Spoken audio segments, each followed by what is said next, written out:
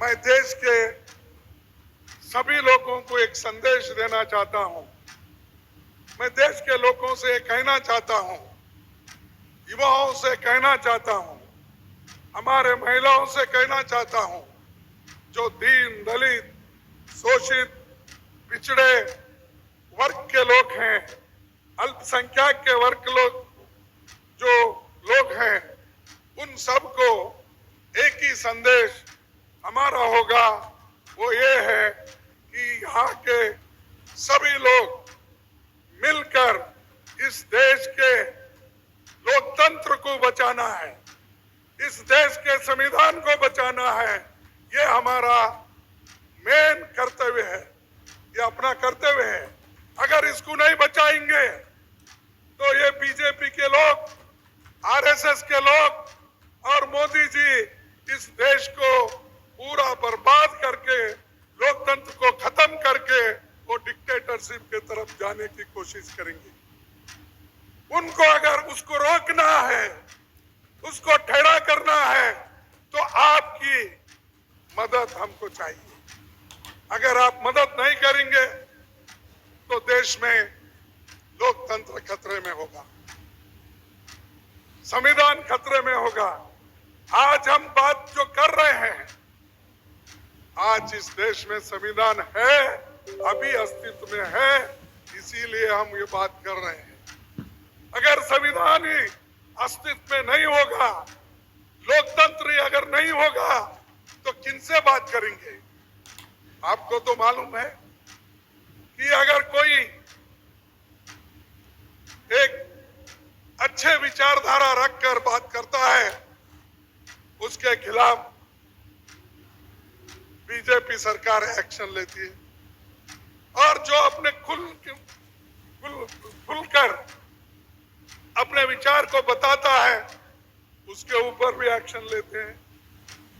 और जो लोग, गरीब लोग आज खाने के लिए तरस रहे हैं, उनको रोजगार, रोटी, आज इसकी भी रोज पर रोज तबाही हो रही है। महंगाई इतनी बढ़ रही है, बहुत लोगों को मालूम नहीं होगा, और मोदी भी यही समझते हैं कि भाई चलो मैं 80 करोड़ जनता को मुफ्त में राइस दूंगा। कहां से दे रहे भाई? अरे ये राइस और आज जो फूड सिक्योरिटी एक्ट के तहत जनता को जो मिल रहा है, ये तो कांग्रेस की देन है। इससे पहले हमारे देश के लोग बाहर से अनाज मंगाते थे, उसीलिए तो राशन दुकान खुले हैं इस देश में, नहीं तो राशन दुकान नहीं रहते थे।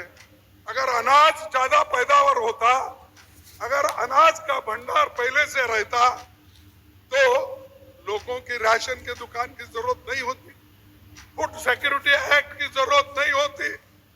और आज मैं 80 करोड़ को फ्री दे रहा हूं, फ्री दे रहा हूं, 5 केजी कितना दे रहा हूं, जो ढिंडोरा पीट रहे हैं।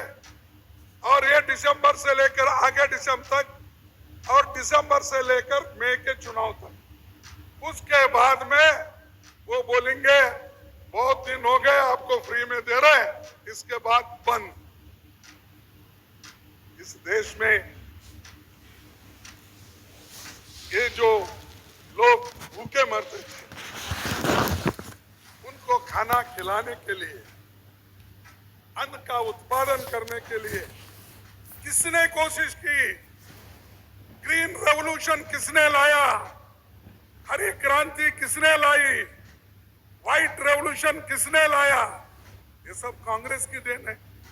फिर भी बार बार हमको बीजेपी के लोग और मोदी जी भी हमेशा पार्लियामेंट के बाहर में, चुनाव में यही बात कहते हैं, 70 साल में कांग्रेस क्या किया?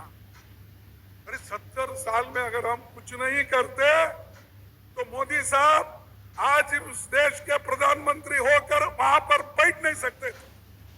अगर आज बैठे हैं तो ये लोकतंत्र हमने जो बचाया है,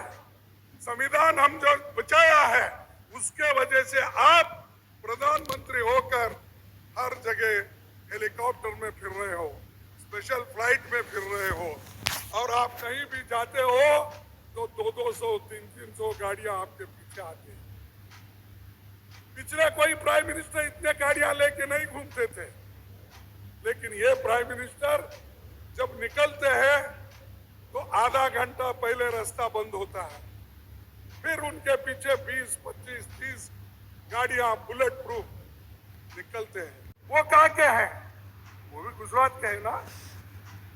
तो हम तो पंडित जवाहरलाल नेहरू जी से लेकर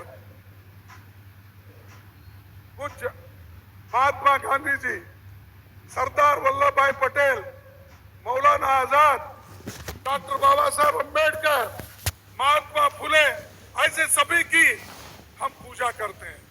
इनके पास सब सेलेक्टिव, जैसा वक्त आया वैसा करेंगे।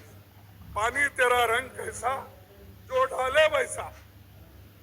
पानी तेरा रंग कैसा बोले तो जिसमें डाले वो, लाल आया लाल डाले, पीला आया पीला डाले तो पीला हो जाता है। ऐसा इनका रंग है। कहीं जाओ वो बोलेंगे आज बाबा साहब को नमन करता हूँ, कहीं जाएंगे फुले जी को नमस्कार करता हूँ, कहीं जाएंगे कबीर को। क्यों? सब ये वोटों के लिए। मैं पूछता हूँ मोदी साहब, आरएसएस के लोगों को भी ये पूछना चाहता हूँ, बीजेपी के लोगों को भी मैं ये पूछना चाहता हूँ, 10 साल पहले कभी आपके ऑफिस में बाबा साहब की फोटो थी, फुले की फोटो थी, महात्मा गांधी की फोटो थी? जवाहरलाल नेहरू की तो छोड़िए, उन्होंने तो जवाहरलाल नेहरू जी के खिलाफ है। सुभाष चंद्र बोस की तो फोटो थी नहीं। फोटोआं उस वक्त लगते हैं जब वोट चाहिए। तो इसलिए आपकी यह जिम्मेदारी होती है कि इस देश को बचाने के लिए, लोगों को ताकत देने के लिए, संविधान की रक्षा करने के लिए आप मजबूत होकर खड़े होना चाहिए।